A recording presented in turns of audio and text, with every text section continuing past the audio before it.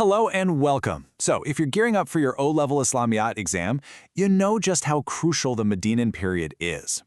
It was this incredible time of trial and challenge, but also of amazing growth for the early Muslim community. In this explainer, we're going to break down the key conflicts and the brilliant diplomacy that didn't just help them survive, but actually built the foundation for everything that came next. Let's dive right in. We're going to journey through 5 absolutely pivotal moments. We'll kick things off with that initial struggle for survival in a brand new city. Then, we'll walk through 3 defining battles. That's Badr, Uhud, and Khandaq. And we'll wrap up with the masterful Treaty of Hudaybiyah, which is a fantastic story about the triumph of peace over war. Okay, so after the Hijra, the migration from Makkah, the Muslims had finally found a safe haven. But here's the thing, safety didn't mean peace, not at all. They were now in a totally new, really complex environment. The challenge shifted from just surviving persecution to the massive task of building a new state from scratch, all while being surrounded by powerful enemies who wanted nothing more than to see them fail. So arriving in the city of Yathrib, which would soon be known as Medina, wasn't the finish line, not by a long shot. The city itself was deeply divided. For years, the local tribes of Aus and Khazraj had been stuck in these bitter, exhausting conflicts. The new Muslim community had to figure out how to navigate all these tense internal politics, while at the same time facing that constant, looming threat from the Quraysh back in Mecca. And this all sets the stage for the first major military showdown, the Battle of Badr.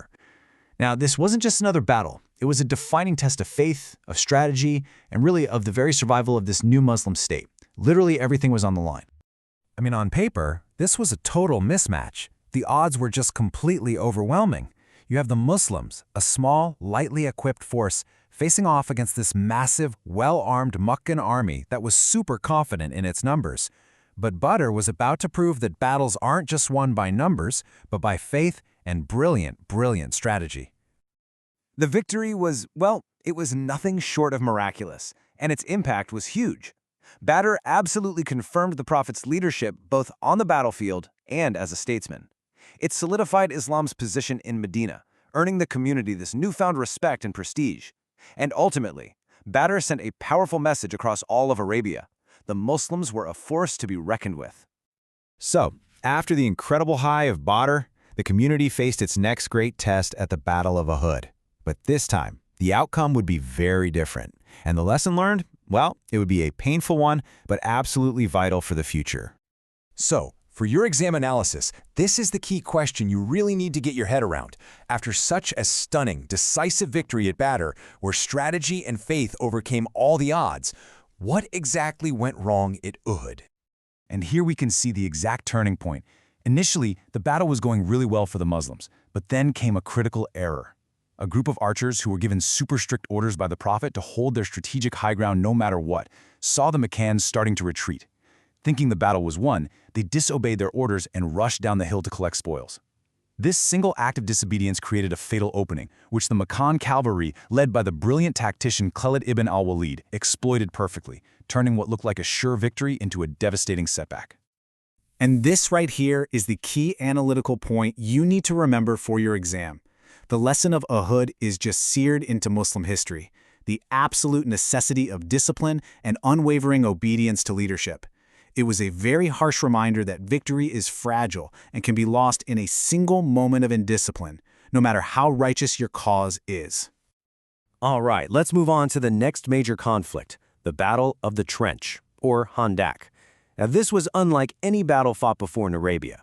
It wasn't a head-on clash, but a long, drawn-out siege that tested the community's creativity, their endurance, and their unity against a massive coalition of enemies. The defining feature of this battle was an entirely new military tactic. It came from the suggestion of Salman Farsi, a companion from Persia. The Muslims dug a massive trench, or Khandaq, all around the exposed parts of Medina. This simple but ingenious strategy completely neutralized the main strength of the attacking armies, their cavalry, leaving them totally baffled and unable to launch a direct assault. The pressure during the siege was just immense. You've got this huge Confederate army of 10,000 surrounding the city. But to make things even worse, the Muslims were betrayed from within. The tribe of Banu Qurayza, who had a pact to help defend Medina, started conspiring with the enemy. So for over 2 weeks, the community faced dwindling supplies, terrible weather, and just the immense psychological strain of being besieged, all while defending that trench day and night. But their steadfastness paid off, and the siege ended in a decisive victory. Hey, if you're finding this breakdown useful for your revision, please take a quick second to like this explainer and subscribe to Spotwork Learning. We've got a lot more content coming that's tailored specifically for your syllabus. Okay, so now we're going to pivot. We're moving from the battlefield to the negotiating table. The Treaty of Hudaybiyah is honestly one of the most fascinating events of this entire period. It shows that sometimes the greatest victories aren't won with a sword, but with patience, foresight, and some really smart diplomacy. Now, on the surface, the terms of this treaty looked humiliating for the Muslims. I mean, they had traveled all this way just to perform the pilgrimage, and now they were being told to turn around and go home. A 10-year truce was agreed, but the extradition clause was totally one-sided. Any Meccan who fled to the Muslims had to be sent back, but not the other way around. You can imagine many of the companions were deeply upset by what they saw as a huge defeat. But then, right in the middle of all this apparent political loss, a revelation came down. The Quran declared the treaty Fateh Mubin, a clear victory. This was a powerful signal that there was a much deeper, divine wisdom at play here, a strategic triumph that just wasn't obvious to everyone yet. And the proof of this clear victory? Well, it's right here in the numbers. At Hudaybiyah in 628 AD, the Muslims numbered about 1,400. Just 2 years later, during the peaceful conquest of Makkah, their numbers had exploded to 10,000. That incredible growth was a direct result of the peace that was secured by this very treaty. Looking back, the treaty was a total strategic masterstroke. The truce stopped the constant fighting, and that allowed the message of Islam to spread peacefully all over the Arabian Peninsula. It also enabled the conquest of the hostile stronghold of Khaybar. And crucially, by signing a treaty with the Prophet as an equal, the Quraysh, for the very first time, implicitly recognized the legitimacy of the Muslim state, which paved the way for the eventual bloodless conquest of Makkah itself. So what are the key lessons we can pull from all these events, both for our exams and just beyond? These aren't just old stories. They're incredible case studies in leadership, strategy, and faith. For your exam analysis, these are really the 2 core principles you want to focus on. From Uhud, we learned the critical importance of unity and obedience, that your internal discipline is just as vital as your external strength. And from Hudaybiyah, we get this profound lesson in statecraft, the strategic power of diplomacy. It shows us that true victory isn't always about winning a battle, but about creating the right conditions for long-term peace and success. And I'll just leave you with this final thought to reflect on.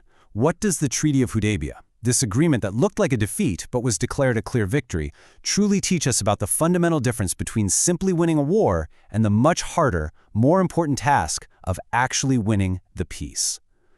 Thanks so much for watching.